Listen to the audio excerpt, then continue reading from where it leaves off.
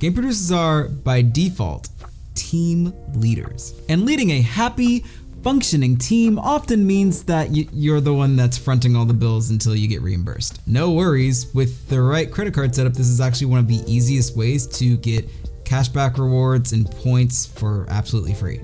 Howdy, I'm Hutch, and today I'm going to cover the hidden costs that every producer in the video game industry actually has that no one talks about. I'll go over the biggest spending categories that producers have outside of their normal job responsibilities, why this is actually a good thing, and the 3 cards that you need in order to maximize the amount of money that you can get back for free. Quick favor, if you find this video useful, please like the video and consider subscribing if you want to see more content from me. I'm super excited to share insights that I've gained from my time in the video game industry, and this is a direct way to let me know that you are also interested in this and it's not just me. I've been in the video game industry now for close to 15 years, so that's the perspective that I'm coming from. So as a game producer, you are by default, like I mentioned, a team leader. And usually what this means is that you'll have additional expenses that come from team activities or basically ways to boost up team morale. The most common categories as this falls into would be something like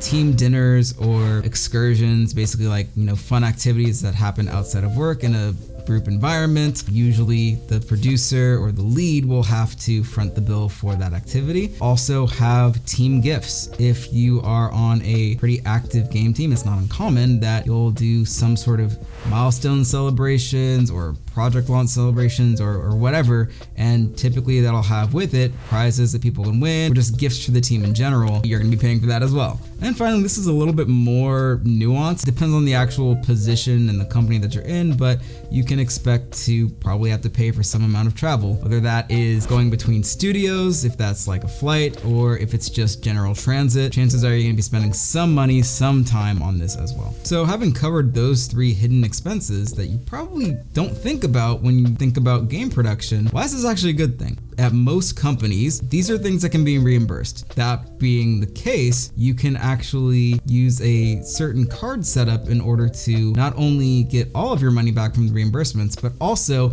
additional money from the points or cashback percentages gained for spending on that card. Let's cover those 3 categories that I just mentioned and what cards I believe every producer should just have in their wallet to maximize the money they can get back. Starting with team dinners and bonding experiences. So if we're talking about dining, highly recommend getting the American Express Gold card. This in my mind is kind of a no-brainer. It's 4x points back on dining specifically, so you're just making a lot of points by having to spend money covering the team outings anyway. Alternatively, you can go with the Capital One Savor One card as well. This will give you a 3x bonus on dining, but it will also give you 3x points on entertainment. It covers things like movie theaters, amusement parks, aquarium, zoos, bowling alleys, pool halls, stuff like that. You could probably cover some of your expenses for entertainment specifically on this card as an alternative. If you're not looking for an annual fee card and don't want the Amex Gold card, I would instead recommend right now the Chase Freedom Unlimited card. If you really want points though, I still recommend this card, and I'll tell you by explaining the next category, which is travel. This can be broken up into kind of 2 different layers. I think one would be the go-to all-rounder card for travel, and then you have the premium options. We're gonna cover the simple version first. I would highly recommend the Chase Sapphire Preferred. This is a great all-rounder card. The annual fee for this card is only $95. And when you pair it with my recommendation for the dining credit card, all of a sudden the cash back that you're making from the Freedom Unlimited become points instead. The Chase Sapphire Preferred will give you 2x back on parking and a Lyft credit specifically, which is great for just everyday transit. An honorable mention here will be the Chase Inc. Business Preferred. This is gonna give you 3x back on parking, which can be great for daily transit. It's also a business card and has a $95 annual fee. You probably don't need both the Sapphire and the Inc. Business Preferred. I would stick with the Chase Sapphire Preferred because that card has additional benefits that I think are gonna be easier to use on a regular basis. Now, if we're talking about travel as in longer trips between other studios or business trips, then we're probably looking at more premium cards instead. I would highly recommend the American Express Platinum card if you're okay with the annual fee. The Amex Platinum is going to give you a 5x bonus on flights, a $200 travel credit, lounge access, and global entry. That's really good if you have to go international for whatever reason. Of course, you have the $695 annual fee. That is very high and completely understandable if you do not want to spend that much money on a card. In that instance, I would actually just stick with the Chase Sapphire Preferred. It is a great beginner travel card. You'll get 5x points on flights booked specifically through the Chase portal, which is the main reason why I prefer the Amex Platinum over the Chase Preferred if you're okay with the premium level, because you're not limited to using specifically a portal to book your flights. But if you don't mind that, or you have the option to use the Chase portal, then by all means stick with that. It's a lower annual fee and you'll get bonus points back for that spend anyway. Finally, let's talk about team gifts. Now, this one's actually pretty easy in my opinion, mainly because when I think about the spending that I've had to do with team gifts for celebrations or whatever, 9 times out of 10, I'm just going on Amazon. I'm just picking up, party gifts or weird little knickknacks or whatever. And if you're like me and already have an Amazon Prime account, you should just go ahead and pick up the Amazon Prime Visa card. This one's very straight and to the point. You get 5% cash back on Amazon purchases. As long as you have an Amazon Prime account, then you can pick up this card for no cost. Honorable mention in this category actually goes to the Chase Freedom Flex. And the reason being that this card has rotating categories every single quarter.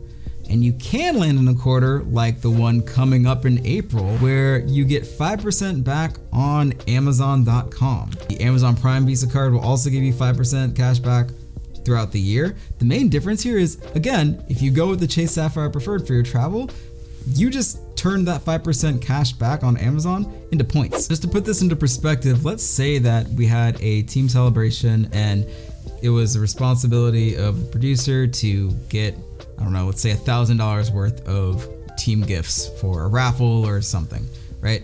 Cool. We put all that spend on the Chase Freedom Flex card for the quarter where Amazon.com is giving 5% cash back, and I have this paired with the Chase Sapphire Preferred. That's a total of 5,000 points from spending on Amazon.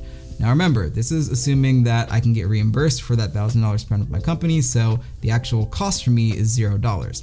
That being said, those points, if you value them at 2 cents per point, which ultimate reward points are typically valued at, just means that I netted $100 just for doing something that I was going to have to do anyway, essentially for free. That's the power of having the right setup for these hidden expenses. So there you have it. At the end of the day, basically what I'm suggesting is that every single producer gets themselves the Chase trifecta. Get yourself the Chase Freedom Unlimited, the Chase Freedom Flex, and the Chase Sapphire Preferred and call it a day. Put all of your additional reimbursed spending on that. You're gonna maximize the spending that you would typically have in these categories and get free money back from the reimbursements. That being said, maybe you're thinking, hey, this is way too much thought process. I don't want to open up 3 new cards. That seems crazy. Just give it to me straight. Give it to me simply. What do you recommend? Okay, I can do that for you. My ultimate honorable mention here, if you just want 1 card to cover everything, do yourself a favor, pick up the American Express Blue Business Plus. You can find out why I recommend this in this video right here. That's it for me. I hope you found this video useful, and hey, thanks for hanging out.